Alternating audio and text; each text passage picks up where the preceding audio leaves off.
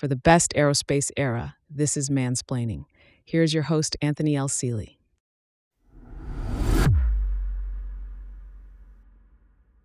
Ladies and gentlemen, welcome.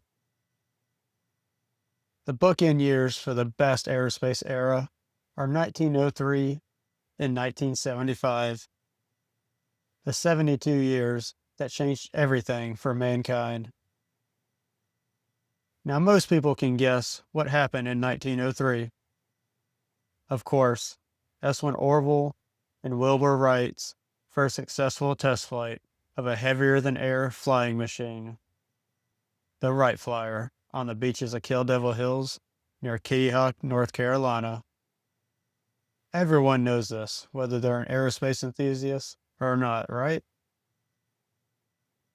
A truly historic event that changed civilization for most of the world's population born around 1903 and since. But what happened in 1975? What monumental event occurred in that year that warrants being on the other bookend of the best aerospace era? Let's get into that.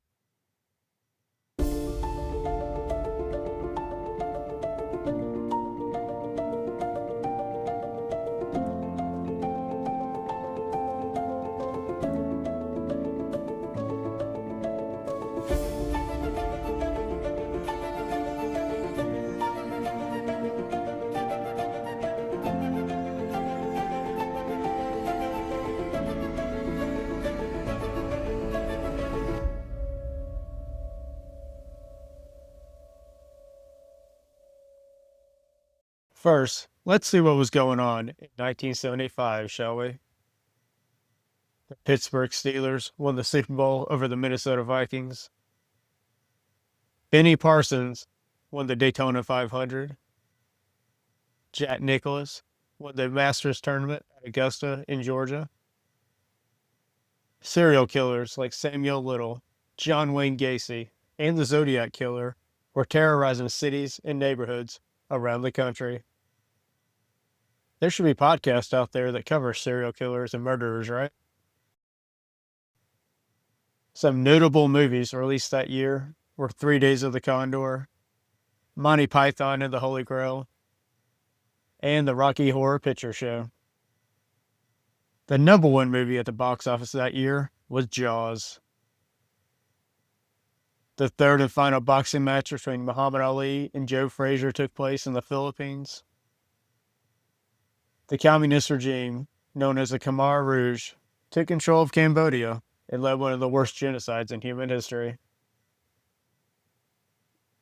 Also, in 1975, the Vietnam War came to an end with the fall of Saigon, the capital of South Vietnam.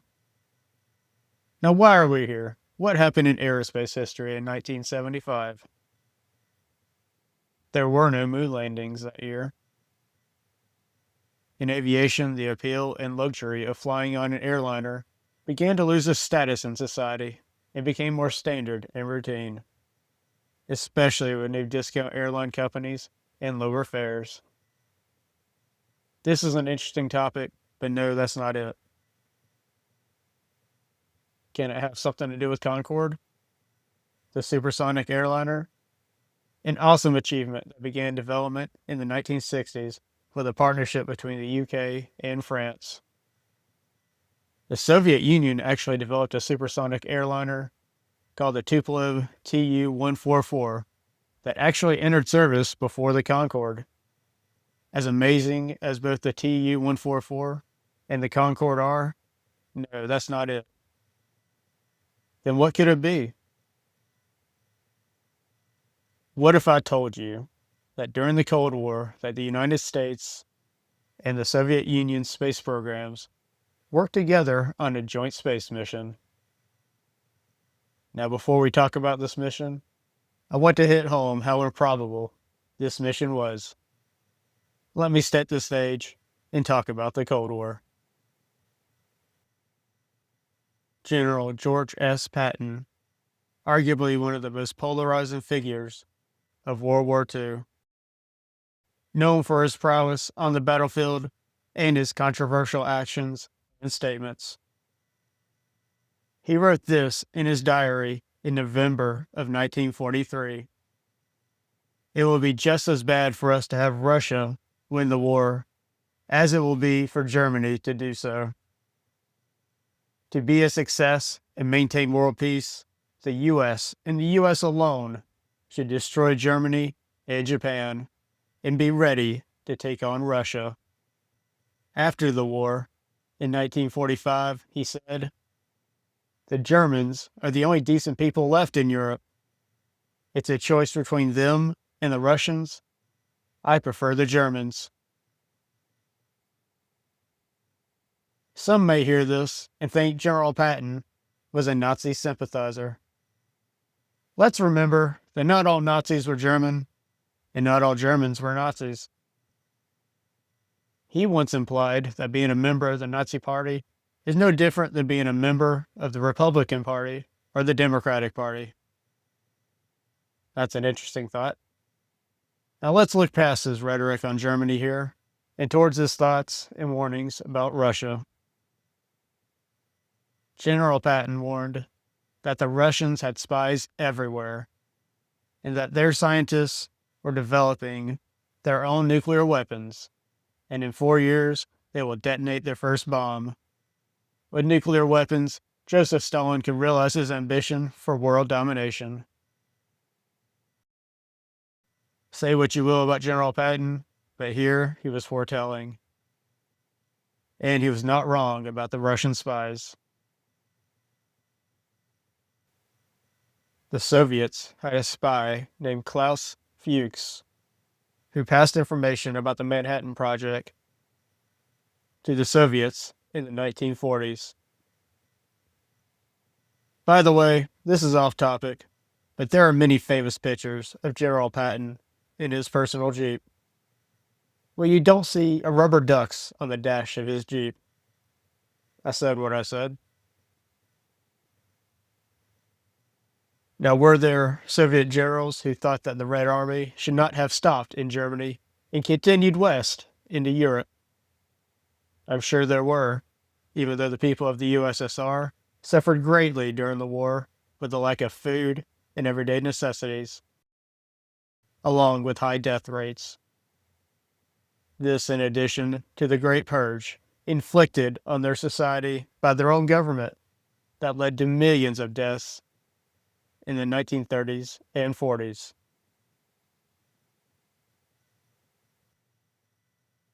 A prominent Russian general named Georgy K. Zhukov once bragged to Patton at a conference about the firepower of the Red Army's IS-3 tank, saying, "My dear Patton, you see that tank?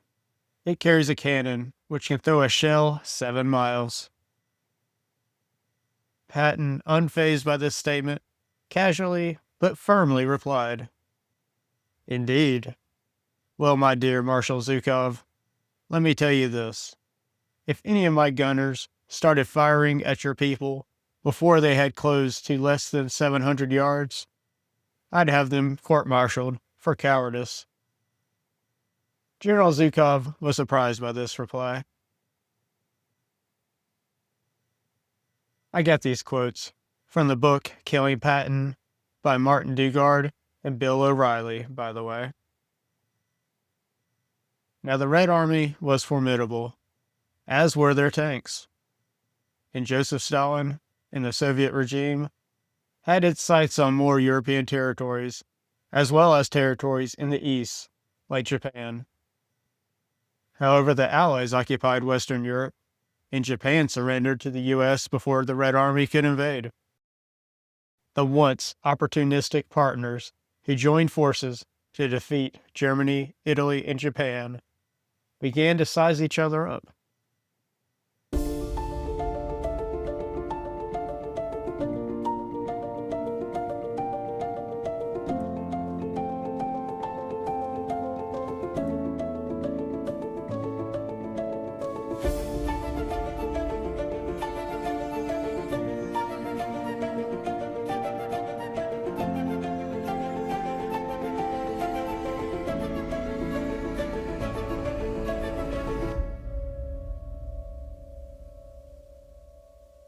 Immediately after World War II, the Soviet Union had a glaring problem. The US had a monopoly on the most devastating weapons ever made and just showed they were not afraid to use them. Just as General Patton warned, the Soviets ended this monopoly on August 29, 1949. The Soviets' first nuclear test was estimated to have had a yield of about 22 kilotons. The nuclear race was on. In response, the U.S. successfully tested the first hydrogen bomb on November 1st, 1952. The yield was estimated to be 10.4 megatons. It even destroyed the island it was tested on. The Soviets answered with their own hydrogen bomb test in 1955. More and more atomic weapon tests were being conducted, and the destructive yields were increasing. This culminated in the most destructive bomb ever officially tested. I do want to stress officially here. On October 30th, 1961, the Soviets tested the most powerful thermonuclear device ever created, the Tsar Bomba. Its yield, 58 megatons. 58. For reference, the nuclear bomb tested on Hiroshima is estimated to only have been around 15 kilotons. There are videos of this ominous Tsar Bomba explosion out there on the internet, by the way. It would be some time before any of these doomsday weapons could actually be implemented into usable weapons with practical delivery systems. The most dangerous delivery system was an intercontinental ballistic missile, or ICBM. There was no way to stop an ICBM once it was launched at the time. I call the addition of a nuclear warhead on an ICBM an unholy marriage. By the way, have you ever looked up how many nuclear tests were conducted in the 1940s, 50s, and 60s? You may be as shocked as I was at how many there were. If you want detailed numbers and information, then go to atomicarchives.com. The European Recovery Program, or more commonly called the Marshall Plan, was enacted in 1948 to stop the spread of communism in Europe economically. And the North Atlantic Treaty Organization, or NATO, was formed in 1949 to stop the Soviets militarily. The Warsaw Pact was formed in 1955 in response to NATO. This was a time of covert operations by the CIA and the KGB throughout the world to further each other's agenda across the globe. The U.S. built up its military and developed a staggering number of nuclear warheads under the false suspicion that the Soviets had more. The U.S. had a superior air force to deliver these weapons, like the awesome and still in service B-52 bomber. The Soviets had a deadly strategy to overcome the odds. They prioritized the development of intercontinental ballistic missiles that could carry a nuclear warhead into orbit over the U.S. air defenses. This delivery system was realized in 1957 with the R-7 rocket. Despite the U.S.'s efforts, communism spread to China, Korea, and Cuba. Speaking of Cuba, let's talk about the Cuban Missile Crisis. Most agree this was the closest the world came to World War III. How close was it? In October of 1962, in the USSR country of Kazakhstan, near Baikonur, An R-7 was on the launch pad with a probe intended for Mars. Yes, the Soviets were trying to send probes to Mars all the way back in the 1960s. The ground personnel were ordered to scrub the launch and get that R-7 off the launch pad immediately, because another R-7, equipped with a nuclear warhead, was being prepped for launch at that very pad. Once it was rolled out on the rail system to the launch pad, it could target New York, Houston, Atlanta, Washington, D.C., you name it. With so many weapons pointed at each other, John F. Kennedy and Nikita Khrushchev were very close to losing control of the situation.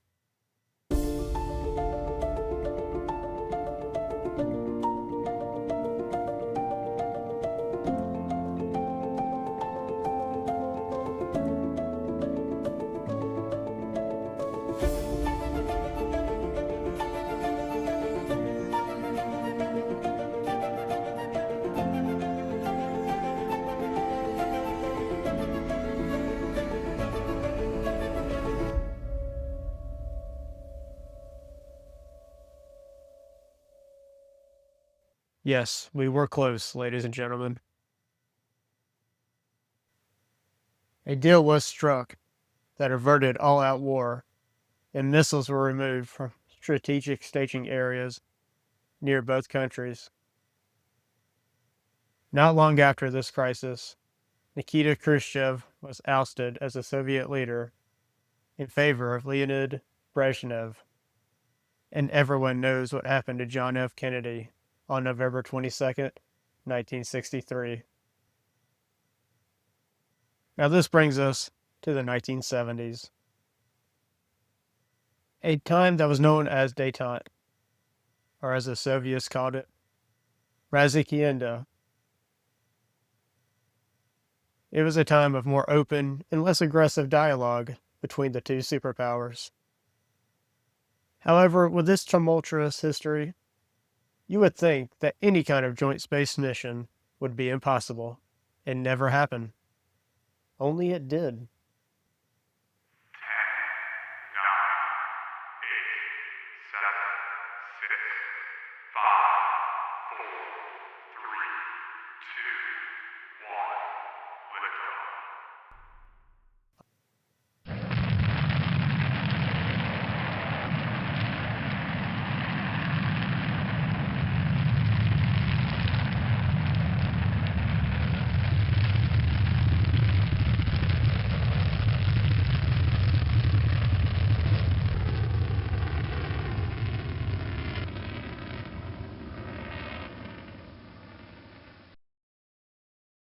On July 15th, 1975, cosmonauts Alexei Leonov and Valery Kutuzov launched aboard an R-7 rocket on Soyuz 19 at 15:20 Baikonur time.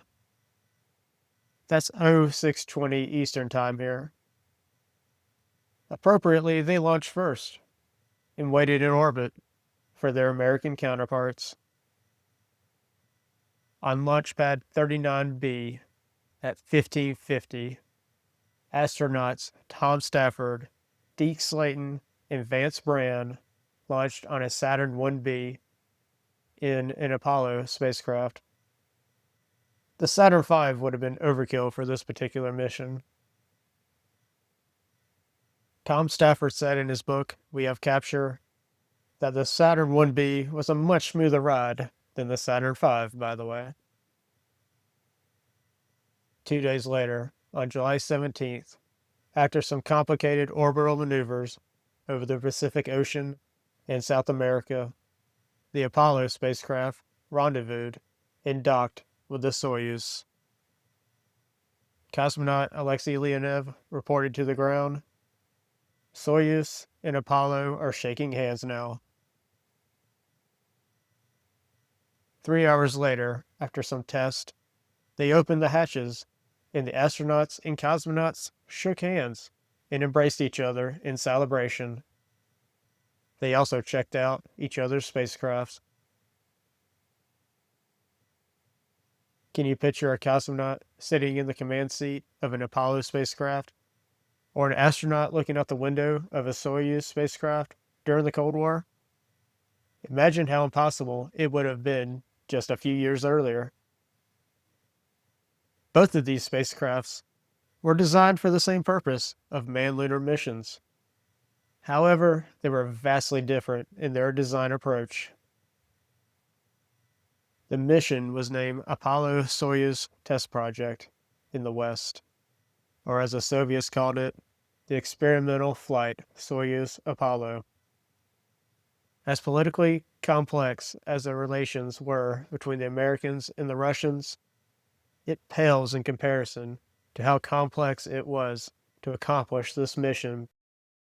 Now, if you're listening to this in 2025, the anniversary of the Apollo-Soyuz test project is on July 17th. I want to know if you see any news about this event anywhere. I myself did not know that it happened until I came across it during my independent study on the space race while I attended Reinhardt University. I was astonished to learn that the US and the USSR were able to work together on a joint space mission during the Cold War. I want you to consider this. Tom Stafford, Deke Slayton, and Vance Brand were all former fighter pilots, as well as Alexei Leonov. These men would have been in dogfights in the air if all-out war had broke out between NATO and the Warsaw Pact in the past decades. But here they were, celebrating in orbit together, with each other. In the case of Tom Stafford and Alexei Leonov, they both flew patrol missions along the line that separated Eastern and Western Germany, flying the F-86 Sabre and the MiG-15, respectively. I will profile these two men in the future because their accounts from the best aerospace era are fascinating. I believe the space race played a major role in preventing World War III. Who's to say that I would be here making this podcast episode now, or you would be here listening to this now, had all-out nuclear war broke out during the Cold War? This mission proved two vastly different countries technologically and ideologically could work together and achieve something remarkable.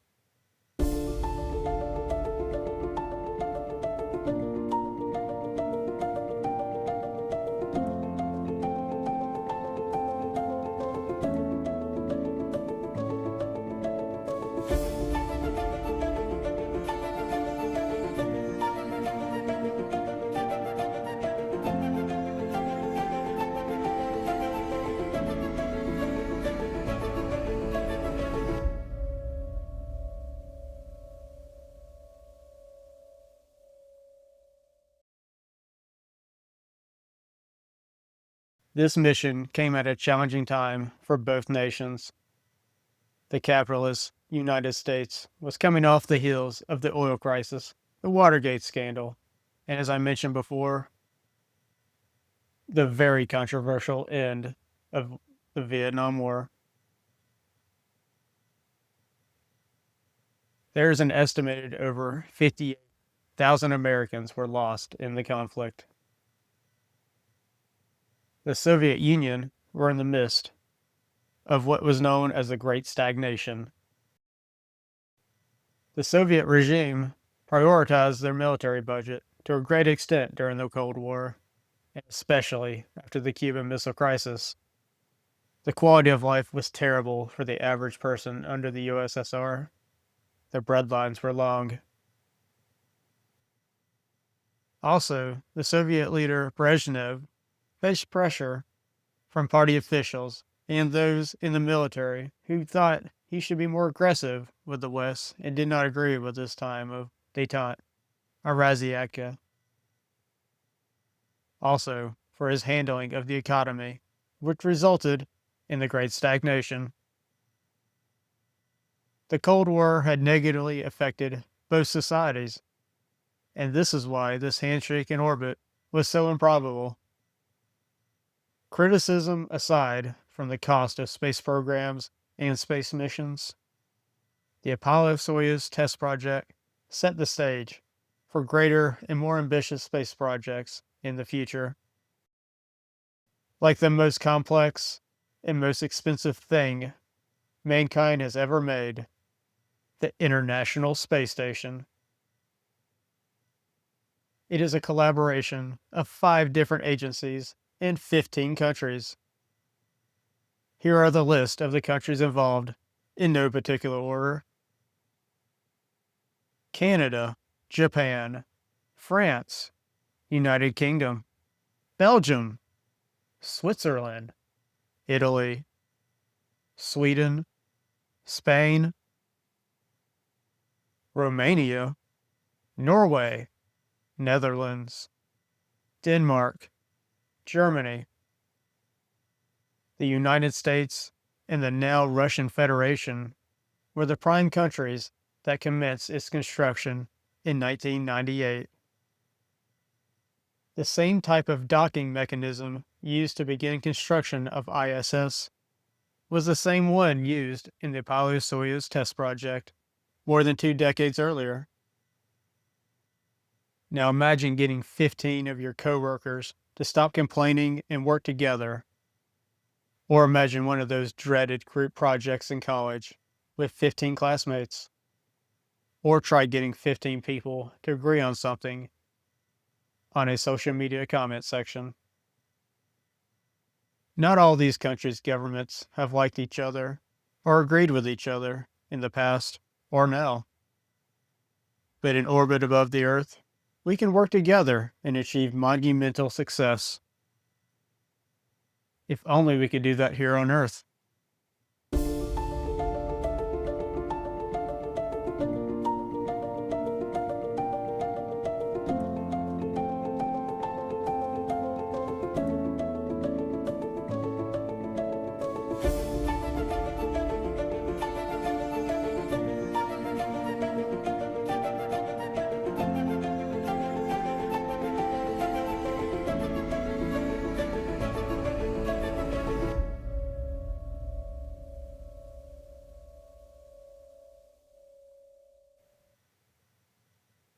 The Apollo-Soyuz test project. I believe this mission is up there with Yuri Gagarin's first flight in orbit, Neil Armstrong's first steps on the moon, and of course, the Wright brothers' first flight. This is why 1975 is the bookend year for the best aerospace era. Not just because it ended the most technological advancement era in aerospace history, but because it set the stage for what we have today and can do in the future. Now, I have mentioned some major events, themes, and figures in this episode, and I want to go into much more detail on these subjects in the future. And also, how close was this unprecedented handshake between an astronaut and cosmonaut from taking place not in orbit, but on the lunar surface itself? Stand by for more. We are just getting started here at the Best Aerospace Era and the Mansplaining Podcast. Thank you so much for listening, and remember, there's always a light at the end of the runway. Follow Mansplaining for more stories from the Best Aerospace Era, or go to bestaerospaceera.com or find us on social media.